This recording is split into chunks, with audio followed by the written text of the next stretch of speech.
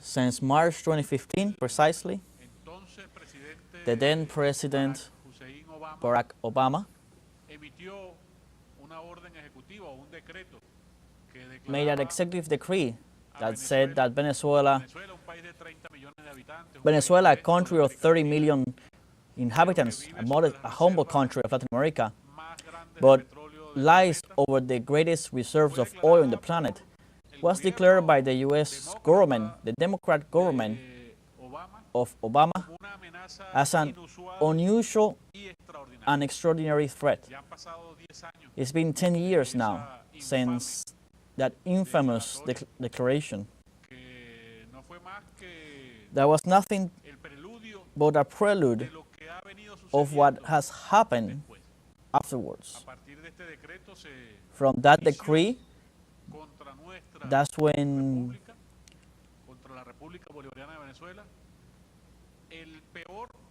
the worst of attacks, the worst of aggressions that we have experienced were launched against our Bolivarian Republic.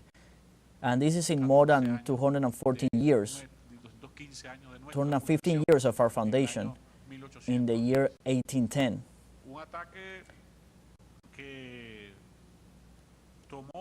An attack that took all shapes that could exist.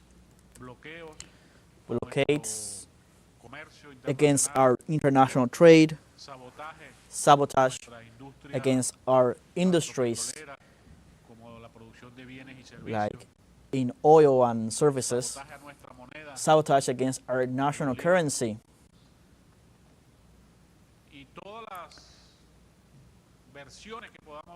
And all versions that we can see of economic attacks.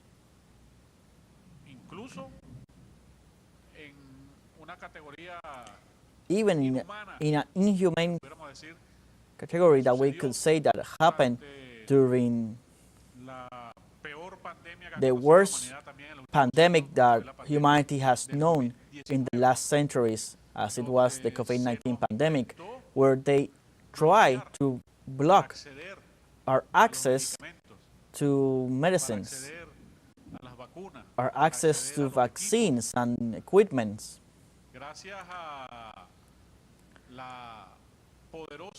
Well, thanks to the powerful structure of relations that we have with most countries in the world, we were able to overcome those challenges of COVID-19.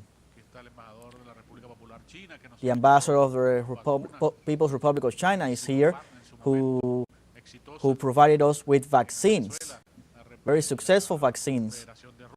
The Russian Federation and the Republic of Turkey, who also provided us with supplies, and Iran, well, all friendly countries. We were able to access properly these resources to be able to face the COVID-19 pandemic. And I mention it because it is the example of the greater evil that we have seen at the international arena.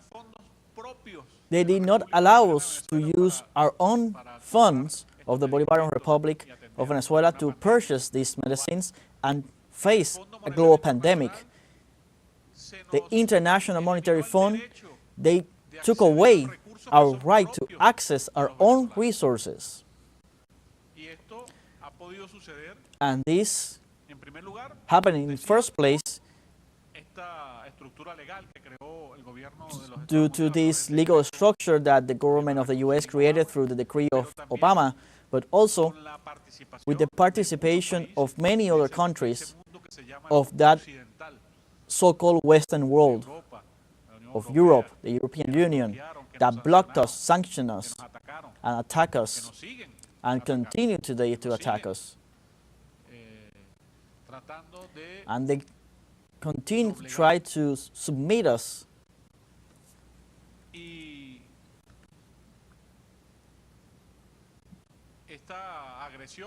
And this aggression had its most bizarre moment in 2019 when a group of countries attempted to disregard the will of the Venezuelan people and impose from abroad a fake government. Fortunately, our institutions, the institutions of the Bolivarian Revolution, are strong because they are based on the people's power, in the support of the people. Besides, in a formula of unity of all forces of the nation, mainly the Bolivarian Armed Forces, a civic military union that allow us to give stability to the people of Venezuela, a stability based on the principles of participatory democracy, of our democracy, our revolutionary democracy. We, despite all these attacks that you know very well because we have talked about them a lot in this scenario, we were able to, from very early moments in 2018, we were able to put the country in a good track thanks to the policies of President Nicolás Maduro and the alliances built at international level. We were able to establish a path for growth.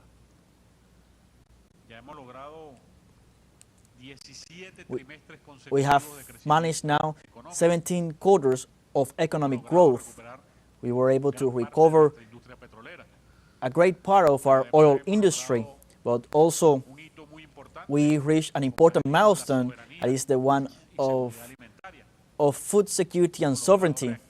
We were able to reactivate a lot of our industries that were completely paralyzed due to the impossibility to access financing and raw materials and technology.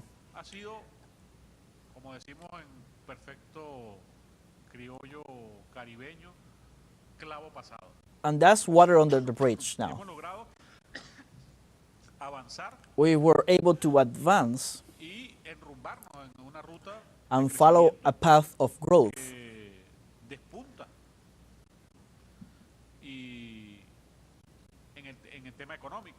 In the economic aspect, in the political aspect, it has been proven for the last 26 years of Bolivarian Revolution that this constitution, the Constitution of the Bolivarian Republic of Venezuela, is the framework that gives the greater stability, political stability for the nation, with all the different mechanisms of participation and consultation and interaction between all the different institutional powers of the nation. And despite attacks that were no longer part of the economic aspect, but direct attacks, aggressions, direct hostilities, as an attempt to assassinate the president in 2017, when drone technology was but beginning, that today is broadly used, unfortunately, in most military conflicts. In 2018 it was used. I think for the first time that has been documented a drone attack against the President of the Republic, against the political high command of the nation, the high military command of the nation, and even with the presence of diplomats. I don't know how many of you were present there at that time, but I'm sure that some were present there in that moment. A moment that fortunately nothing happened, but it could have created the greatest social outburst known in Latin America in centuries. And it was avoided thanks to our early detection systems and protection systems. All this came before street violence and terrorism and assassination attempts against important figures and sabotage, as has been proven by our security agencies, our corresponding institutions, the judiciary. We have faced all kinds of aggressions. And today, we are here because we are in front of a new episode, a new, I wouldn't say a new one, I would say a continuation of these aggressions. Just a few days ago, we saw an incident that I keep saying that is ridicule. The U.S. Justice Department and the U.S. State Department going against any principles of international law, against a legitimate president, against a constitutional president, without any kind of proofs, with fake testimonies and fake stories and narratives, and they have put a bounty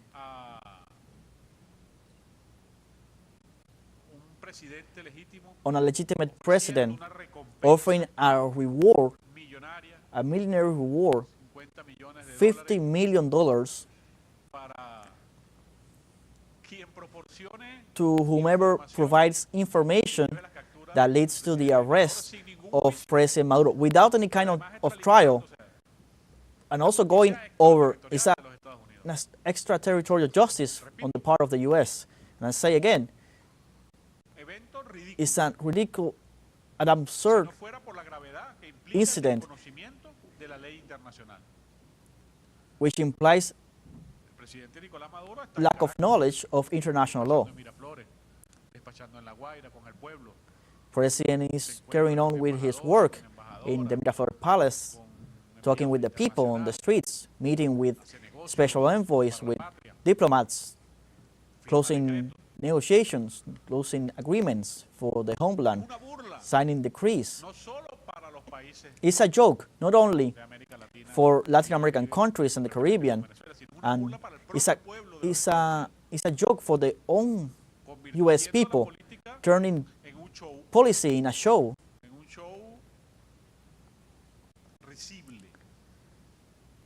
In a laughable show. And from here we call to the international community, and that's why we gather here, because it is important that we all condemn this kind of action.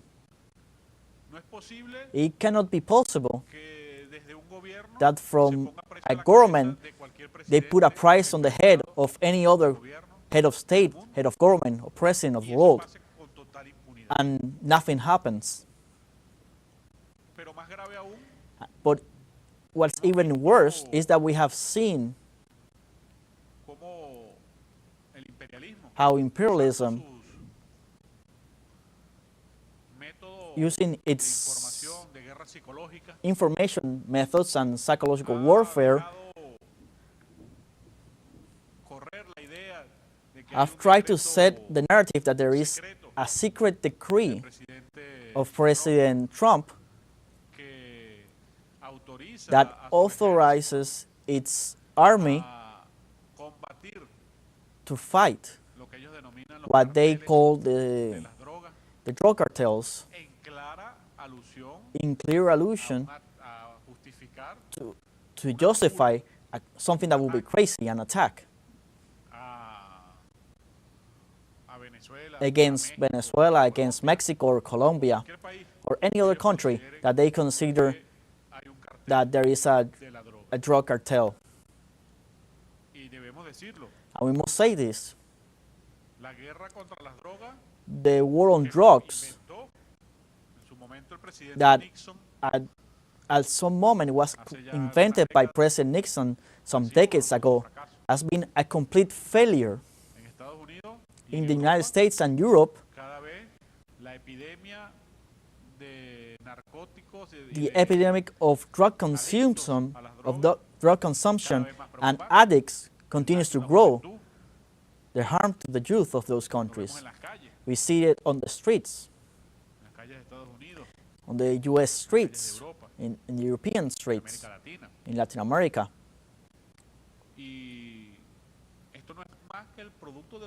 And this is all a result of the failure of a policy that was based and continues to be based on violence, in persecution, in assassinations.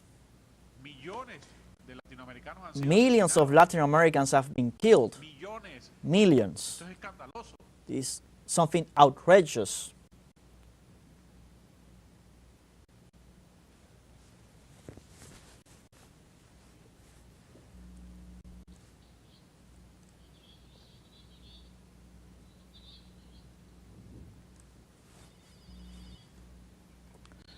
With the pretext of fighting drugs, but drug experts have but grown. The DEA, the US agency, we know that it's the main drug cartel in this world. It controls the routes, it controls drug traffickers, controls the distribution of drugs. It is a pretext. And now they want to do again a second stage of a war against the drug cartels, a policy that has failed already. And this stage of fighting cartels goes beyond, because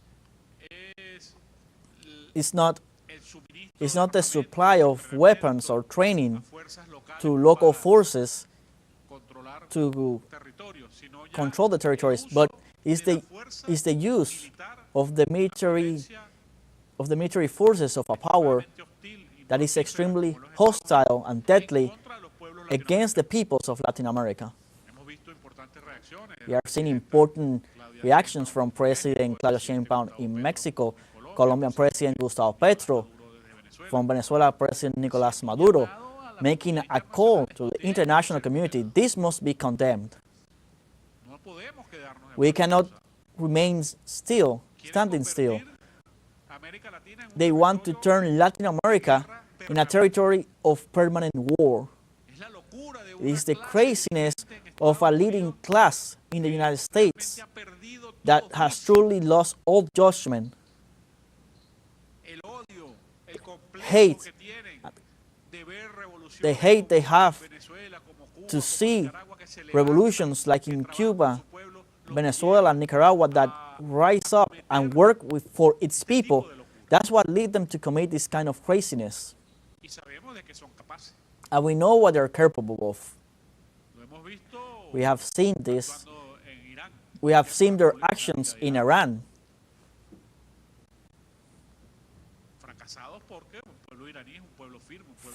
Which failed because the Iranian people is a sovereign and dignified people, united people. We have seen them supporting the genocide in Gaza and whole Palestine.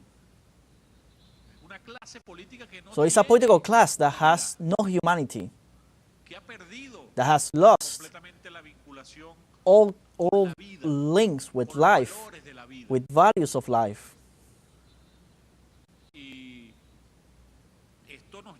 And this moves us, this calls on our attention, and that's why we make this call, and we ask that you can report back to your capitals this reality.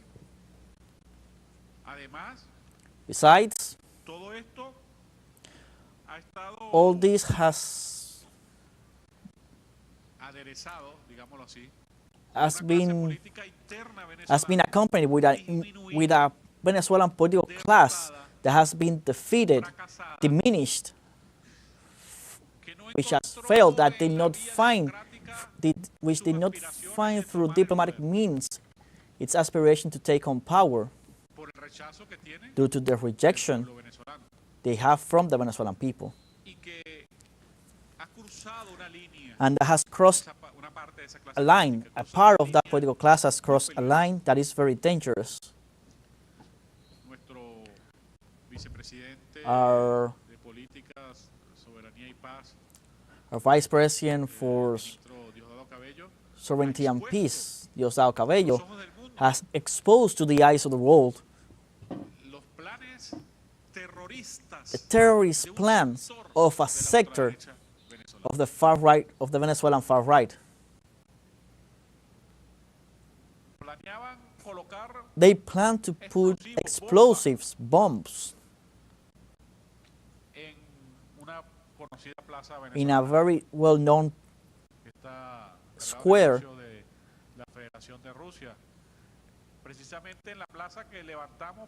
the square where we celebrated the 80th anniversary against fascism with the Russian delegation. See the symbology of this.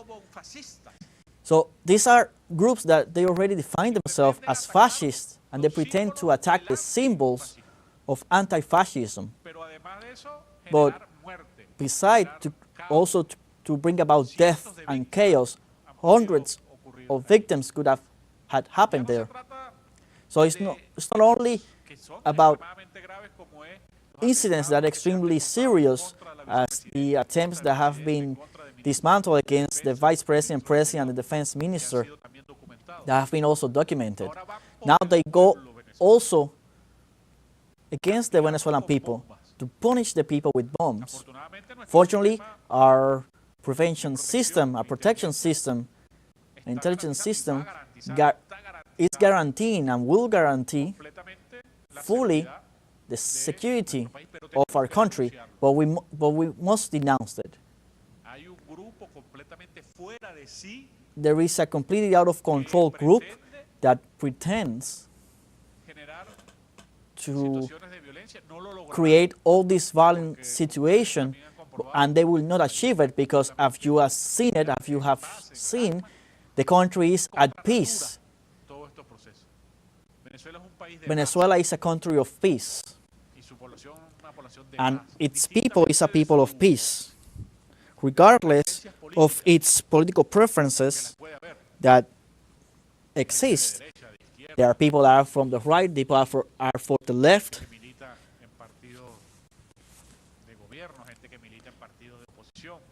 people that are part of the ruling party or the opposition party.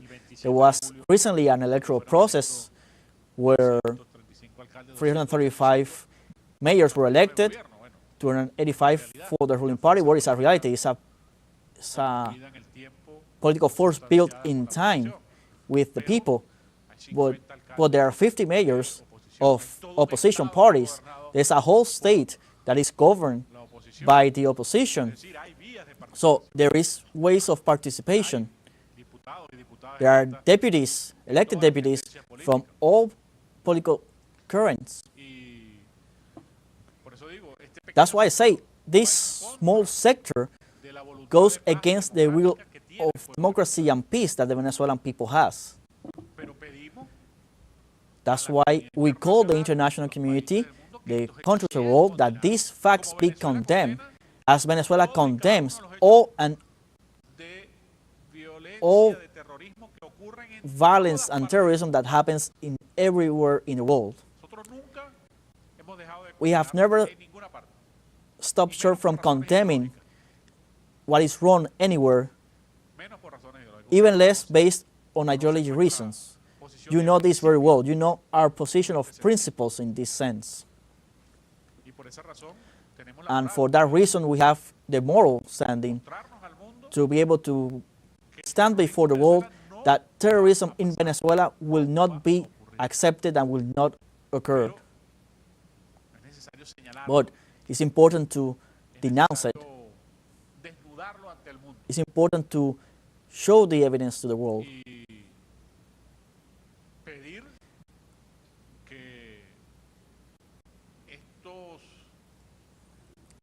And ask that these elements be completely isolated,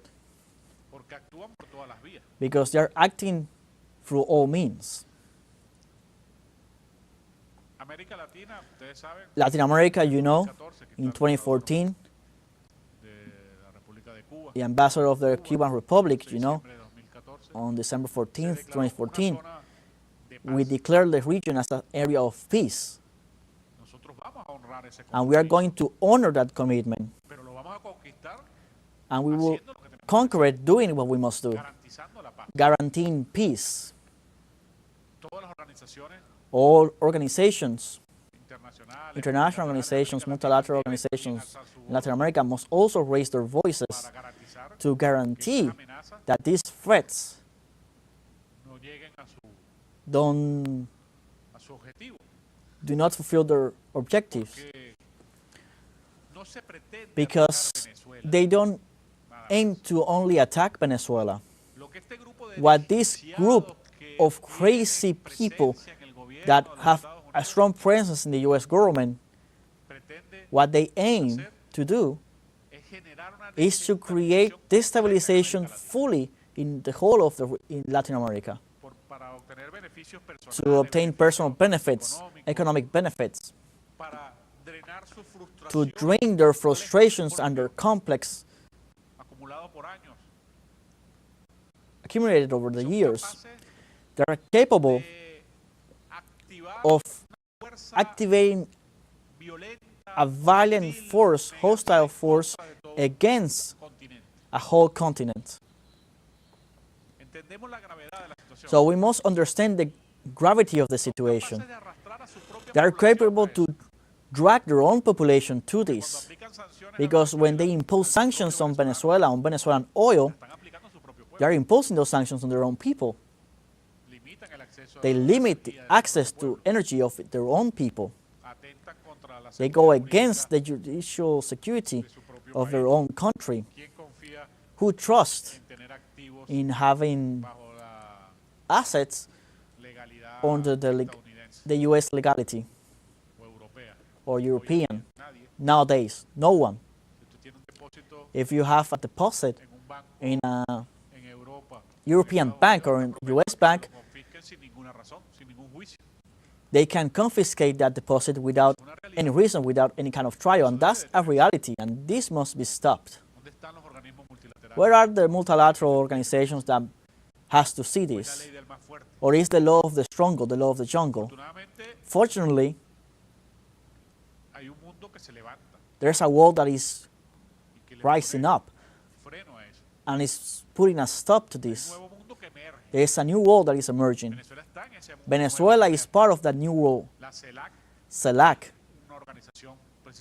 is an organization of that new world, to which we also call that condemns these incidents. The Bolivarian Alliance of the Peoples of America is also in the vanguard in this sense. BRICS as well. The Shanghai Cooperation Organization are all initiatives precisely where cooperation and collaboration are fundamental. But it's necessary, and I say again, and it's the main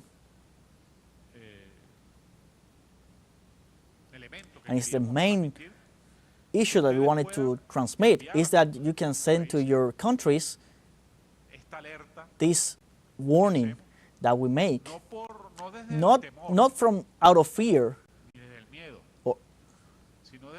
but from action, out of action.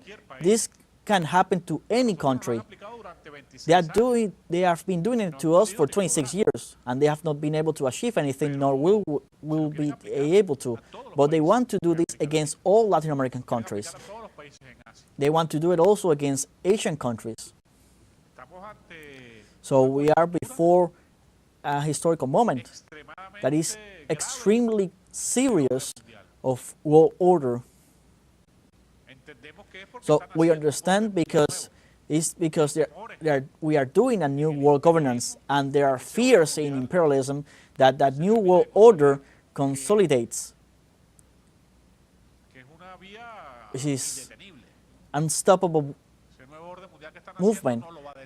The new world order that we are creating, these kind of actions will not stop it. But we have courage and moral standing to be able to denounce this before the world.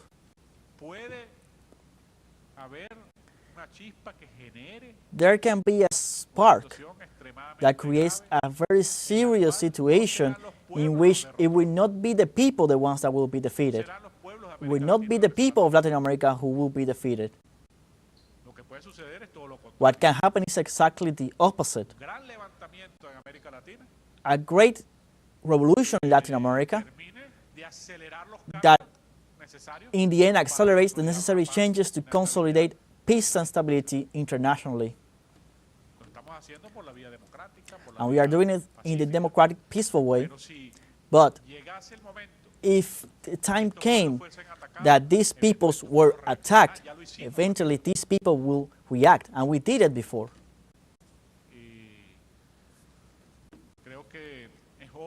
I believe it is time that we put an end to this situation, to this barbarity. I say once more, in these long years, in these long 10 years, we have experienced all kinds of situations. We have launched a recovery process that is moving steadily and fast. There's still much more to do, but we were able to stabilize the main variables in the economy, in politics, in our country. We are today.